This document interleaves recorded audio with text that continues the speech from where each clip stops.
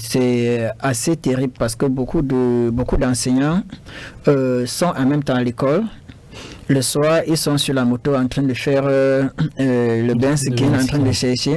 D'autres même vont les retrouver au chantier. Ils sont des manœuvres au chantier en train de travailler pour pouvoir supporter les deux bouts.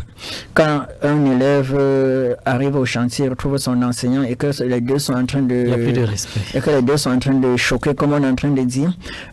Alors, l'enseignement a perdu toute sa valeur.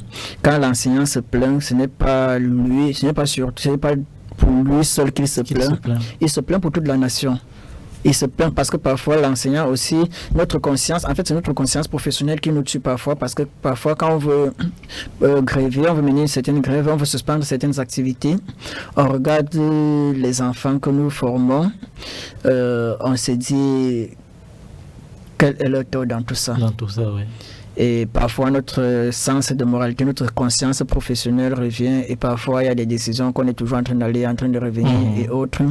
Donc c'est les employeurs ou bien l'État, quand il parle des employeurs, l'État est un employeur qui profite de cette conscience professionnelle pour nous malmener, pour détruire le système éducatif. Et cette destruction est volontaire. Nous sommes dans un régime où si les gens sont bien formés, les gens vont contester le régime. Ça, c'est une évidence.